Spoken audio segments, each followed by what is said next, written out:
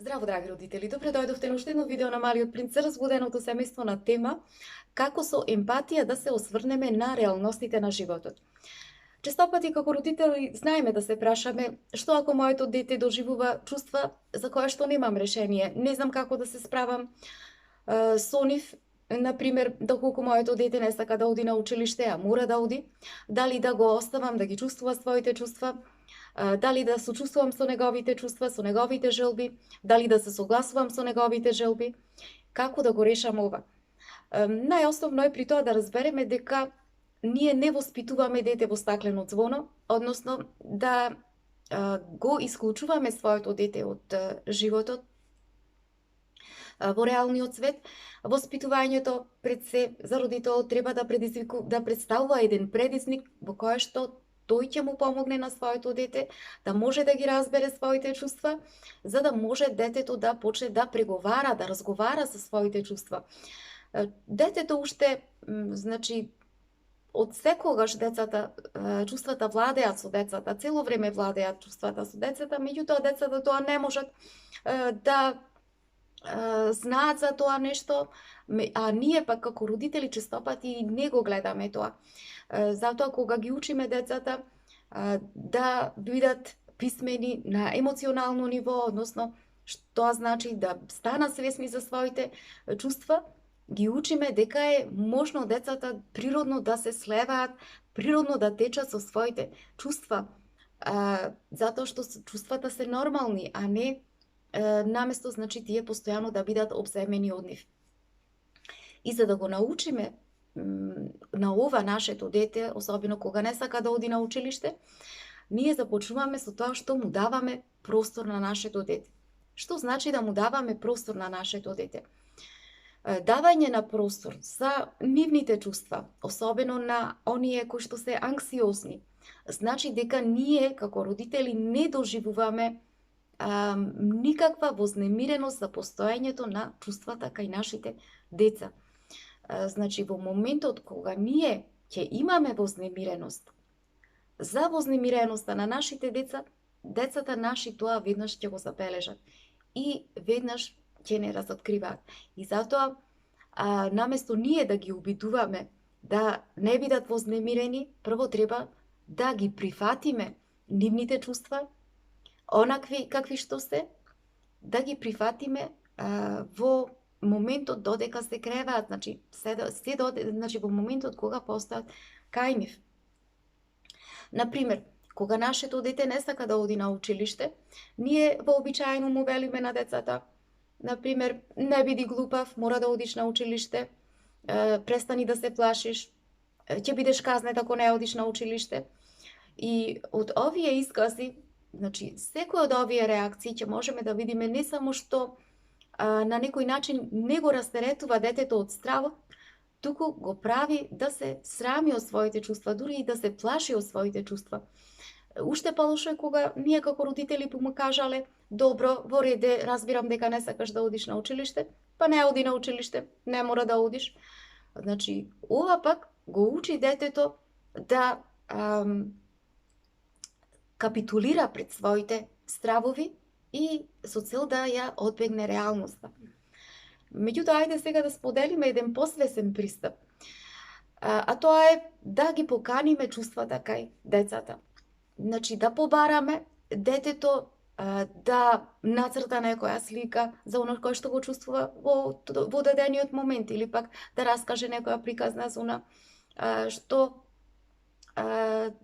тој што тоа значи го чувствува во моментот, или пак ние можеме да му се придружиме, да раскажеме некоја приказна за некое наше искуство од нашето детство, за тоа како ние сме се чувствувале, значи за нашите чувства, и за да ја ублажиме анксиозноста кај детето, ние треба да му објасниме на детето дека таквите чувства се нормални и дека се природни чувства. На тој начин детето учи да не се води од стравот, ниту да бега од стравот, туку да го прифати стравот и да почне да го толерира. Значи, штом ќе го прифати стравот, кај него ќе се јави едно чувство дека секогаш кога ќе се јави стравот, тоа ќе сака да се дружи со него. И сето тоа понатаму, значи, делува благотворно, благодатно кај детето. И на овој начин ние покажуваме емпатија спрема децата, значи не преку жалење, не преку начин на кој што сакаме да ги спасуваме нашите деца, туку едноставно ние му помагаме на детето да се соочи со својот страв во еден безбеден амбиент. Значи, преку овој пристап ние ќе видиме дека постепено детето ќе почне да го напушта кај него стравот. Не мора тоа, значи тоа не значи дека најнаш детето ќе престане да се плаше, меѓутоа стравот постепено кај него во свое време ќе почне да исчезнува. Меѓутоа, кога ние брзаме во овој процес, сакаме децата брзо да го решат стравот, тогаш на тој начин се поразува поентата да му се дозволи на детето да го истолерира стравот и да го интегрира во себе. Значи, поентата е да го научиме детето да може да го толерира стравот, за да може тоа себе си само да си го најде патот до своето внатрешно битие, до својот внатрешен свет, да се поврзе со него, во својот внатрешен пейзаж. Значи, ако овој процес ние го правиме со нашите деца уште од најмали нозе, нашите деца, значи, овој страв ќе го научат да го интегрираат во себе, што значи дека енергијата која што претходно цело време тоа се ја вложувало во стравот, сега ќе знае како да ја насочи во креативни цели. Значи, на почетокот детето секако дека ќе покажува, ќе се спротивставува на тоа да оди на училиште, меѓутоа на крајот тоа само ќе најде решение, само ќе најде патот во кој што подразбира негово овластување, а не себе предавање, слепо предавање на чувството на страв. Значи, детето самото ќе изнајде решенија, креативни решенија, бидејќи пред него тие се поставени од страна на родителите. Например, особено овде помагаат техниките како што се играње на други улоги, замена на улоги. Значи, тие се одлични за да може да изнајде детето начини како да ја изрази енергијата, да ја пренасочи енергијата која што детето ја вложувало до тогаш во стравот, а сега, значи, да ја пренасочи кон едни нови цели, значи во насока да биде покреативно, да биде забавно, да влегува во детски игри, да влегува во детски авантури, каде што детето ќе се чувствува поотворено, похрабро, поисполнето и така натаму.